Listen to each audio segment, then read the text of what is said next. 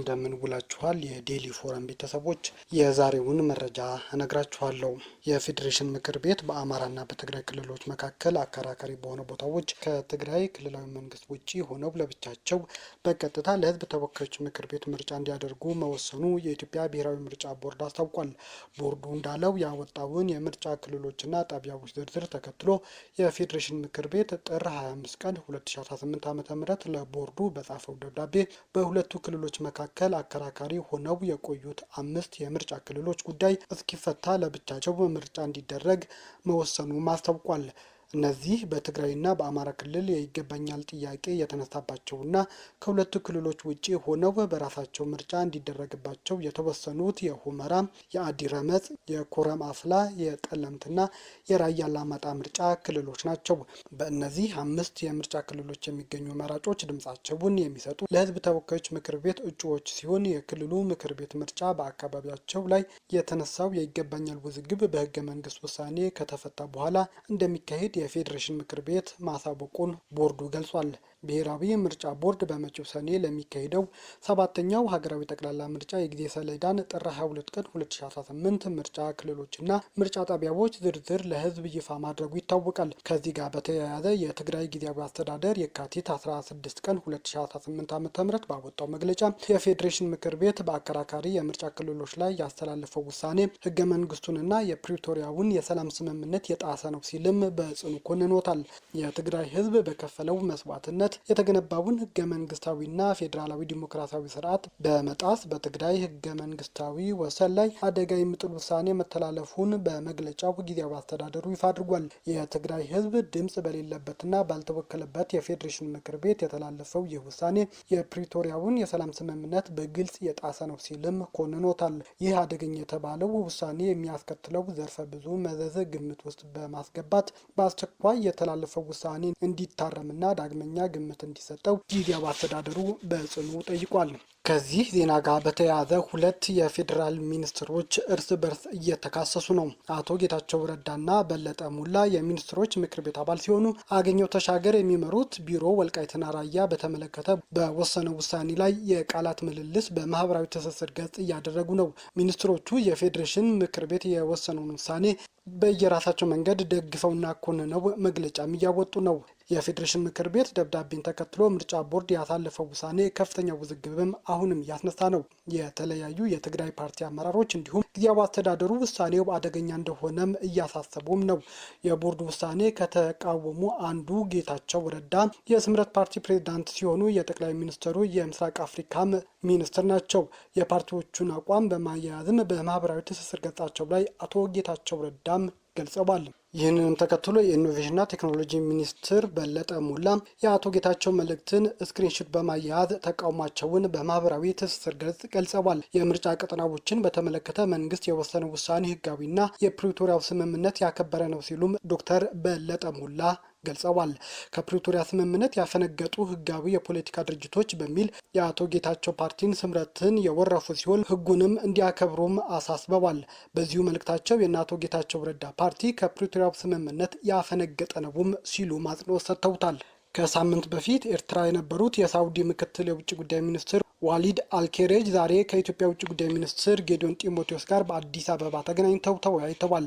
ምክትል የውጭ ጉዳይ ሚኒስትሩና ሚኒስትሩ ጌዲዮን ጢሞቴዎስ ሰኞ የካቲት 16 ቀን 2018 ዓ.ም ተገናኝተው በቀጠናዊ ሰላምና ሁለቱን ሀገራት በተመለከተ የጸጥታ ጉዳዮች ላይ መወያየታቸውን ተገልጿል። የሳውዲ አረቢያ ምክትል የውጭ ጉዳይ ሚኒስትር ከሳምንት በፊት በአስመራ ተገኝተው ከኤርትራ ፕሬዝዳንት ኢሳያስ አፈወርቂ ጋር በቀይ ባህርና ቀጠናዊ ጉዳዮች ዙሪያ ተወያይተው እንደነበር ይታወሳል። የሳውዲ ውጭ ጉዳይ ምክትል ውጭ ጉዳይ ሚኒስትር ከኤርትራ ፕሬዝዳንት ጋር በተገናኙበት ወቅት በቀይ ባህር ዳርቻ ሀገራት በሰላምና በደህንነት ጉዳዮች ላይ በሚኖራቸው አስተዋጽኦ ላይ ተነጋግረዋል።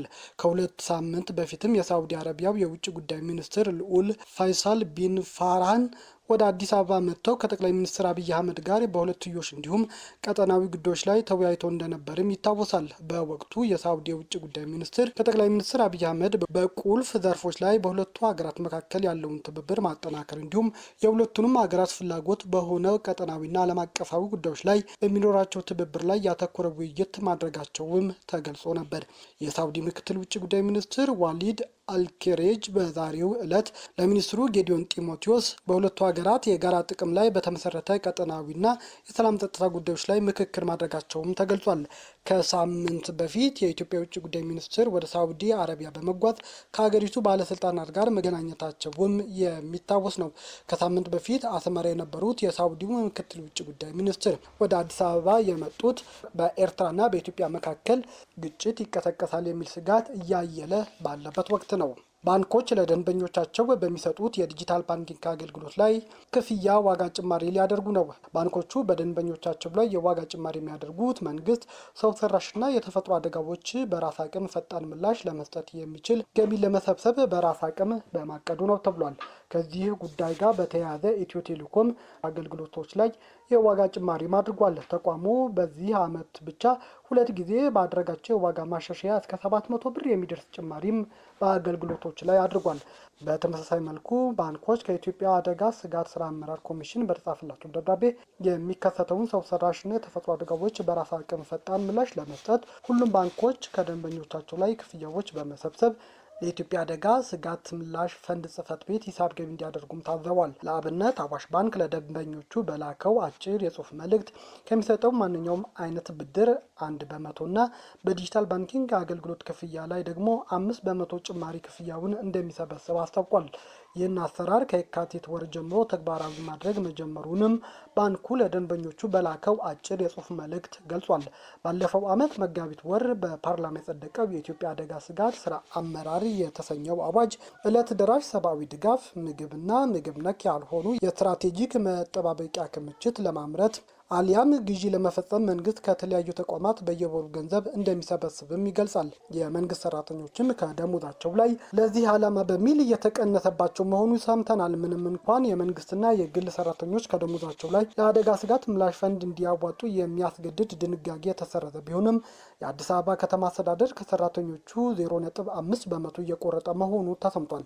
በተመሳሳይ መልኩ ለብሔራዊ የአደጋ ስጋት ምላሽ ፈንድ የሚውል ነው በተባለው መዋጮ የከተማዋ ነዋሪዎች ከውሃ ክፍያ ጋር የሚታሰብ 5% እንደሚከፍሉም ተገልጿል። በመስኮት በመግባት 6.6 ሚሊዮን ብር በላይ የሚገመት ንብረቶችን ሰርቋል ተብሎ የተጠረጠረው ግለሰብ በቁጥጥር ስር ውሎ ምርመራ መጀመሩን የአዲስ አበባ ፖሊስ ጠቅላይ መምሪያ አስታወቀ።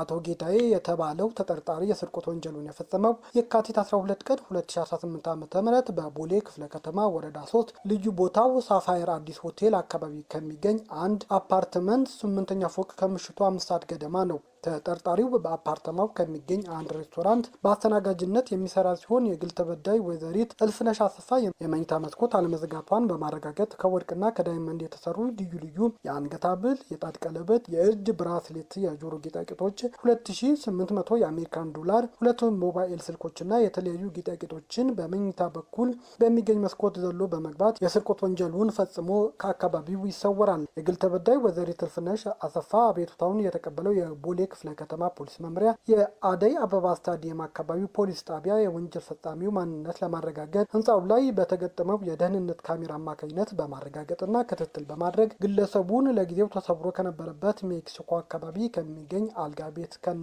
ንብረቶቹ በቁጥጥር ስር መዋሉን ከአደይ አበባ አካባቢ ፖሊስ ጣቢያ የተገኘው መረጃ ያመለክታል። ሶሪያ ውስጥ ታዋቂዋን ተዋናይ አሰሪዋን ገድላለች የተባለችው ኡጋንዳዊት የቤት ሰራተኛ በዚህ ሳምንት ማብቂያ በሞት ልትቀጣ መሆኑ ተነገረ። ቪኪ አጆካ የተባለችው ኡጋንዳዊት በሶሪያ ውስጥ የታዋቂ በሆነ የቴሌቪዥን ድራማ ላይ መተወን የሚታወቁት የ88 ዓመቷን አሰሪዋን ሁዳ ሻራዊን በመግደል ነው የሞት ቅጣት የተፈረደባት። አጆኪ ባለፈው ጥር ወር ውስጥ በአገሪቱ ዋና ከተማ ውስጥ በሚገኝ የአሰሪዋ ቤት ውስጥ ከቀጣሪዋ ጋር አለመግባባት ከተፈጠረ በኋላ በጠንካራ ቁስ መታቸው ለህልፈት እንደበቁም ተዘግቧል። ከድርጊቷ በኋላ ማምለጥ ችላ የነበረ ቢሆንም ኋላ ላይ በቁጥጥር ስር ውላለች። አጆኪ በሶሪያ መገናኛ ብዙሃን ላይ ቀርባ አሰሪዋ ለረጅም ጊዜ ጥቃት ተፈጽምባት እንደነበር እንዲሁም ደሞዝ እንደማትከፍላት በመግለጽ ለክስተቱ ምክንያት ናቸው ያለቻቸው ነገሮች ተናግራለች። በዚህ ሳምንት ማብቂያ ላይ የሞት ቅጣት ሊፈጸምባት እንደሆነ መነገሩ ተከትሎ ለኡጋንዳ ስደተኞች መብት የሚከራከረው ቡድን የሀገሪቱ ባለስልጣናት ህይወቷን እንዲያተርፉ ግፊት እያደረገ ነው። መብት ቡድኑ ሰራተኛዋ ወንጀሉን የፈጸመችው በአስገዳጅ ሁኔታ ውስጥ ሆና ሊሆን ይችላል የሚለውን ጨምሮ ህጋዊ ሁኔታውን እንደገና እንዲመረመር እየጠየቀ ነው። ምንም እንኳን በኡጋንዳና በሶሪያ መካከል ሰራተኞች እስረኞች በተመለከተ የሁለትዮሽ ስምምነት ባይኖርም መንግስት ዜጋዋን ምህረት ወይም ሌላ የህግ አማራጭ እንድታገኝ በሁሉም የዲፕሎማሲ አማራጮች ጥረት እንዲያደርግ ተጠይቋል። ነገር ግን እስካሁን የኡጋንዳ ባለስልጣናት በጉዳዩ ላይ ምንም አይነት አስተያየት አልሰጡም። በመጨረሻም በ2018 ለማከናወን ከታቀደው 100,000 የቤቶች ግንባታ ውስጥ የ97,000 ቤቶች ግንባታ በጥሩ ሁኔታ እየሄደ ይገኛል ሲሉ ከንቲባ አዳነች አቤቤ ተናገሩ።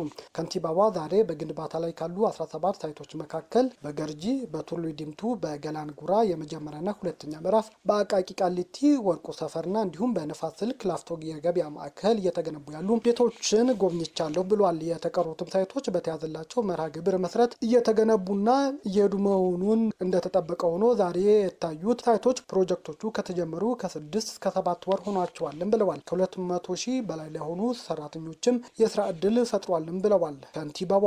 ትኩረታችን የቤቶች ግንባታ ፍጥነት ብቻ ላይ ሳይሆን ከቤት አቅርቦት የዘለለ በተሻለ ዲዛይን ጤናማ ውብና ዘመናዊ የመኖሪያ መንደሮችን መገንባት ነው ብለዋል ከንቲባ አዳነች አቤቤ። የግንባታ ጥራት ለማረጋገጥ የአዲስ አበባ ሳይንስና ቴክኖሎጂ ዩኒቨርሲቲ በአማካሪነት አብሮን እየሰራ ይገኛልም ሲሉ በማህበራዊ ትስስር ገጻቸው ላይ አስፍረዋል። የተገነቡ ካሉ ቤቶች ውስጥ 50 ሺዎቹ በከተማ በጀት የሚገነቡ ሲሆን የተቀሩት 50 ሺዎቹ ደግሞ የሚገነቡት በመንግስትና የግል አጋርነት ነው።